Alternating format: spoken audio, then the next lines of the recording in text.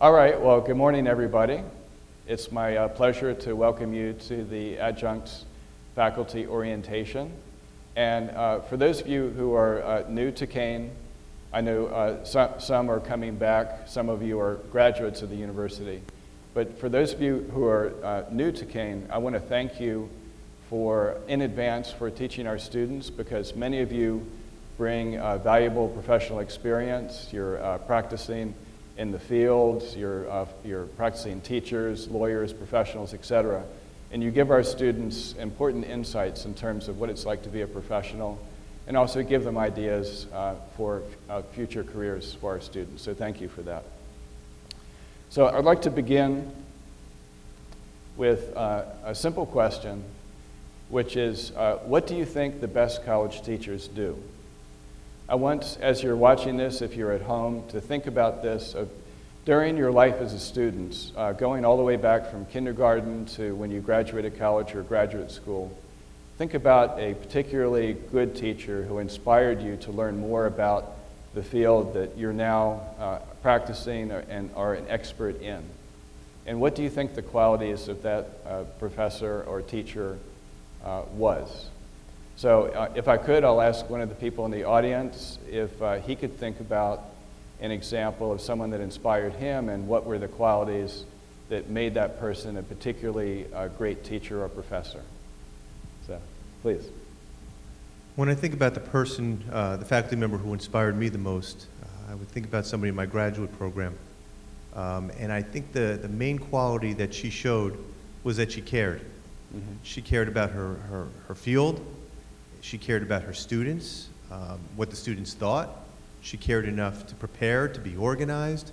It was just, I felt that she was 100% in. Mm-hmm.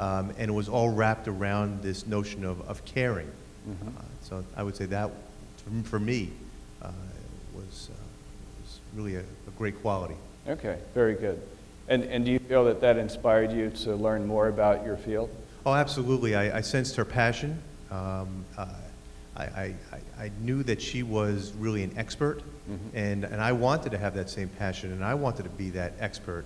Mm-hmm. She was, for me, a great role model, mm-hmm. and one that I've carried with me throughout my professional career. Mm-hmm. Okay, very good. I think each of us can think of someone that you'll never forget them, because they really had a deep impact on how you pursue a field and becoming someone who is really a deep learner. And I'll say a few words about that later, of what it really means to be a deep learner.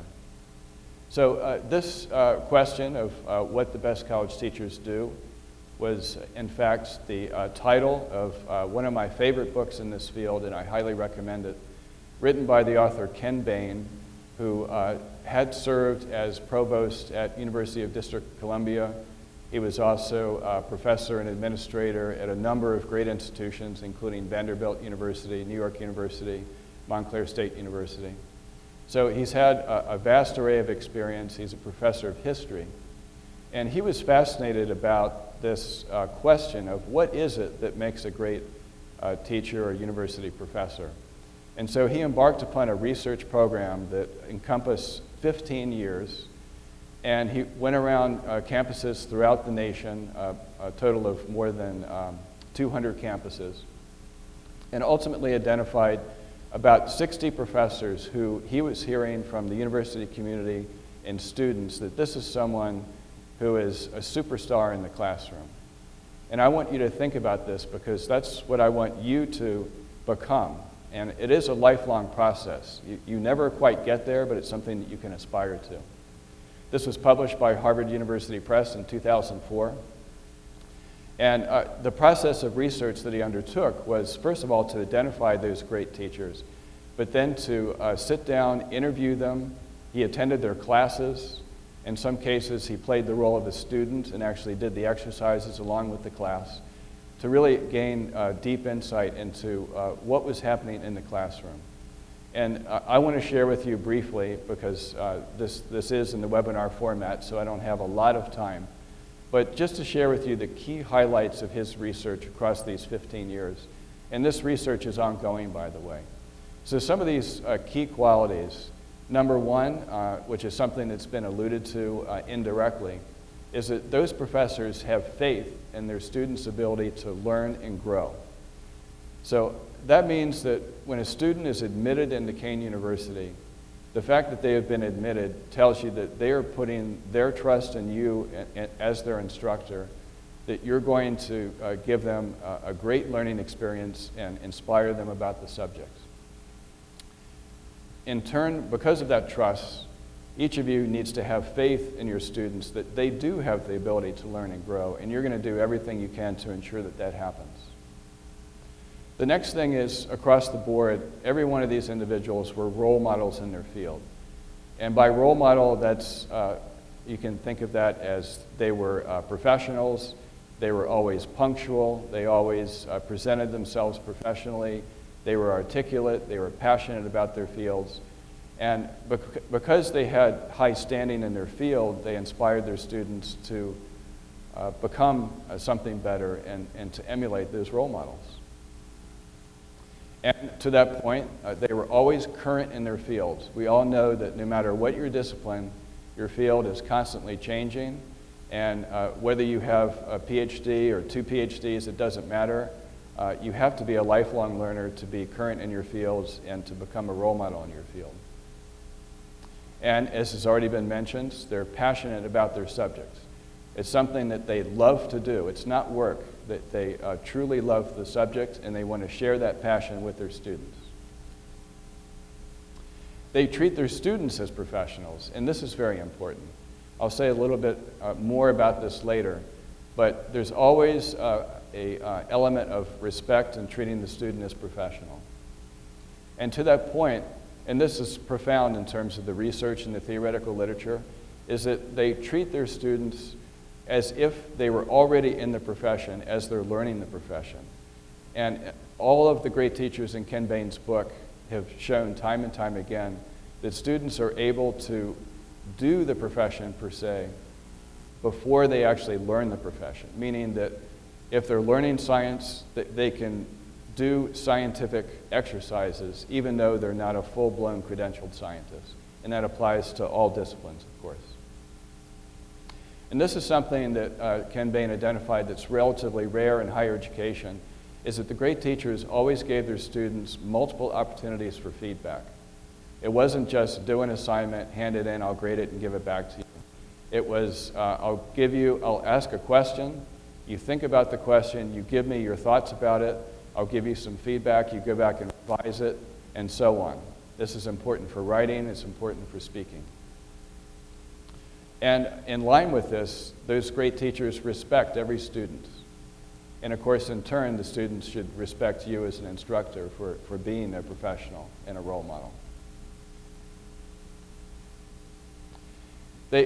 Great teachers recognize that they can always learn from their students. I've heard from a lot of great professors in my own life that they've told me that they've learned from me when I was a student. And so learning is a two-way street. And to that point, both you and your students can and should learn from your mistakes. You should be able to create an environment where students feel comfortable to make mistakes and then to take a step back and learn from that error. Very important, their teaching methods, their pedagogy, reflects how students learn today and not how they learned when they were students. And this is very important because how students learn is not in any way fixed. It's constantly changing, evolving with the technology. I would argue that 5, 10, 15 years from now, the way students learn is going to be very different from the way it is today. So you need to not only understand how students are learning right now, whether it's through social media and other technologies, but understand that that's going to change as time goes on. And you need to be one step ahead of that. They relate the subject to everyday life. This is answering the question of, if I'm a student in the class, I should be able to ask, why should I care about what you're teaching? Why does it matter? If you're just teaching rote from a textbook, you're sharing facts with the students and you're not giving context. So the great teachers relate it to everyday life, to what's going on in the news, One of the greatest teachers I ever encountered was a Nobel Prize winner in chemistry, and he would teach freshman chemistry. He would go into the class every day with an article from the New York Times, and he would say, here's a story, and I'm going to show you how the topic in chemistry relates to that story.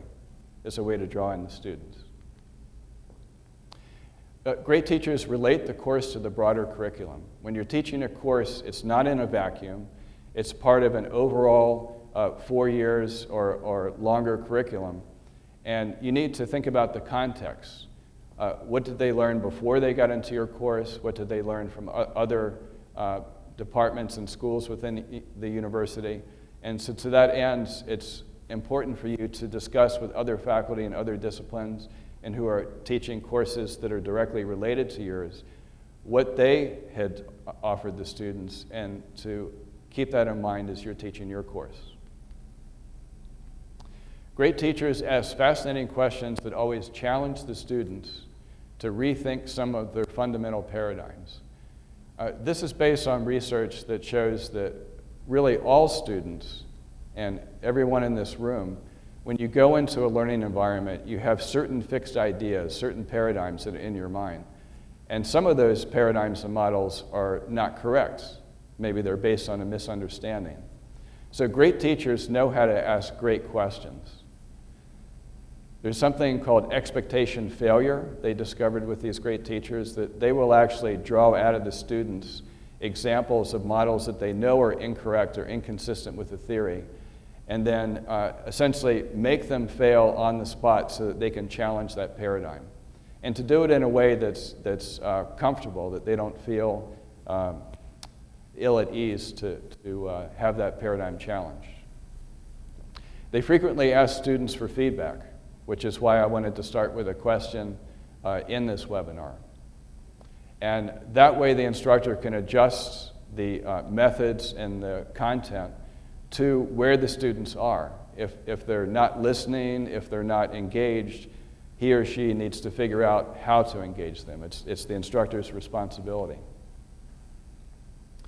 And at the end of the learning process, all of us have to assess what have the students learned. It's important to make that assessment linked to student learning outcomes, not to just things that are in a textbook. And in Ken Bain's research, he identified that the best teachers assess what your students should be able to do, meaning already looking towards their profession. If they're studying history, what should they be able to do to be a practicing historian? If they're studying chemistry, what should they be able to do to be a practicing chemist? That's how they should assess the student learning outcomes. And ultimately, the most important point of all is that the learning environment should be pleasant, it should be something that's fun. And it's up to each of us as instructors to make sure that it is a pleasurable, fun environment. Because we all know that if the students are not enjoying the process, if it's drudgery, if it's work, then less quality learning is going to occur. And with that, I will thank you, and I wish you a great semester. And I hope I have a chance to speak with each of you personally. And again, thank you very much.